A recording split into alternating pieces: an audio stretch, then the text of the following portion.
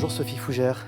Bonjour Clément. Vous vivez à Angoulême et vous publiez Isabelle d'Angoulême aux éditions Glénat, une BD qui raconte l'épopée de cette jeune angoumoisine devenue reine d'Angleterre en l'an 1200. Alors c'est pas le personnage historique le plus connu.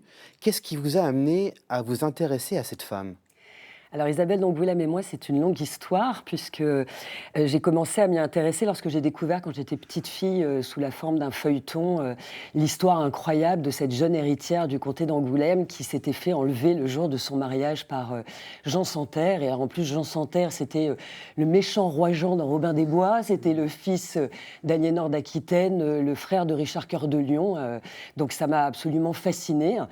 Donc j'ai décidé de faire mes études universitaire sur elle.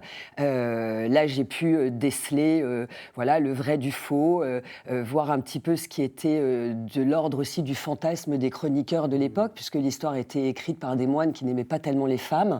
Et puis surtout, la lecture des derniers auteurs récents, et surtout historiens récents, pardon, qui sont unanimes pour dire qu'en fait, Isabelle d'Angoulême était une petite fille quand elle est arrivée sur le trône d'Angleterre. À peine 10 ans. À peine 10 ans, et il avait fallu qu'elle trouve sa place dans un royaume qui allait être livré au chaos. Alors cette histoire, cette légende qu'elle aurait été enlevée par le roi Jean Santerre le jour de son mariage avec son fiancé d'alors, Hugues IX de Lusignan, est-ce que ce rapt a réellement eu lieu ou est-ce qu'on est dans la légende ? Alors on est complètement dans la légende, et ce qui est intéressant, c'est qu'en fait la réalité, elle est en fait beaucoup plus intéressante, on va dire, que la légende. Tout simplement, son père s'est mis d'accord avec le roi d'Angleterre qui ne voulait absolument pas qu'il y ait une force trop importante en plein cœur du sud-ouest, et c'est pour ça que pour lui c'était important qu'il n'y ait pas cette alliance entre un Lusignan et un seigneur du Poitou et Isabelle d'Angoulême. Donc c'était, voilà, il y a eu un traité qui a été signé, et puis elle est devenue reine d'Angleterre. Est-ce que l'enjeu d'un tel récit, ça n'a pas été de faire la part des légendes et des faits historiques avérés ? Alors oui, évidemment que ça fait partie des choses intéressantes, mais ce qui est incroyable, c'est que la légende noire d'Isabelle, elle la tient aussi beaucoup de ces moines, de ces historiens locaux, c'est-à-dire les moines chroniqueurs qui étaient dans leur monastère et pour qui la femme, c'était un petit peu compliqué. Donc effectivement, on se rend compte que les faits historiques sont encore plus, quelquefois, romanesques que la légende quand on s'attache à ces faits. Il n'y a pas besoin, en fait, de faire de la fiction et de faire de la légende. Est-ce que c'est vrai que quand on lit votre récit, on entre directement dans les enjeux territoriaux, géopolitiques de l'époque, qui tiennent d'ailleurs le lecteur en haleine. C'est aussi la grande histoire que vous souhaitiez raconter à travers cette BD ? Alors c'est la grande histoire, mais c'est surtout l'histoire des femmes. C'est-à-dire que moi, je me suis vraiment attachée lorsqu'Isabelle d'Angoulême arrive. Donc c'est une petite fille, elle devient reine à côté d'un roi tortueux. Elle se retrouve être la cause de tout, de l'effondrement de l'Empire plantagenet.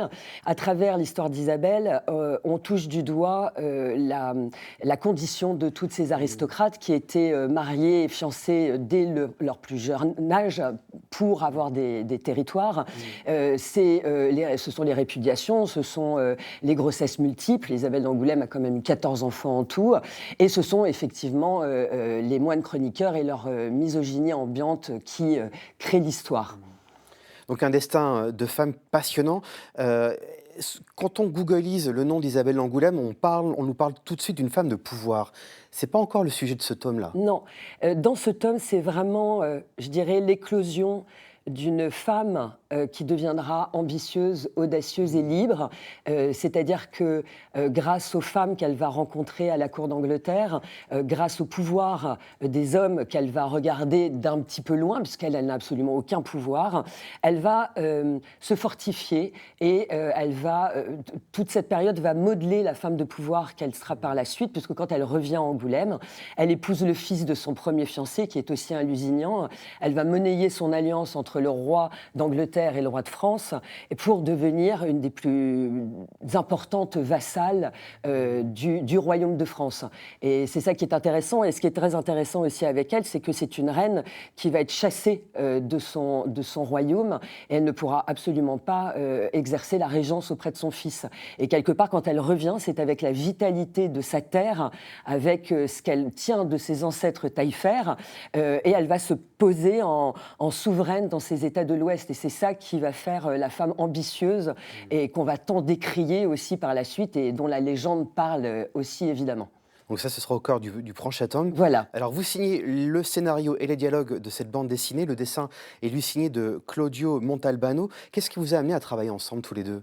Alors, ce sont les éditions Glénat qui m'ont proposé Claudio et son travail collait parfaitement à ce que j'avais envie de raconter, puisqu'il avait travaillé voilà, Sur sur d'autres BD deux historiques. BD historiques aux éditions Delcourt, Marie Tudor. Et voilà, il a une sorte de perfection aussi dans les traits, dans la reconstitution historique, puisque j'ai essayé voilà, de faire une bande dessinée le plus historique possible, bon, même si évidemment il y a voilà, les costumes, c'est peut-être pas tout à fait mais voilà, donc c'est ça que j'ai aimé aussi en Claudio. Il est assez maestro par rapport à ses dessins et à la ligne historique. Reconstitution Voilà, historique. la reconstitution. Sophie Fougère, merci beaucoup d'avoir accepté notre invitation. Je rappelle la parution d'Isabelle d'Angoulême, une BD dont vous signez le scénario et les dialogues avec au dessin Claudio Montalbano et aux couleurs Christian Favrel. Merci Merci. beaucoup, merci.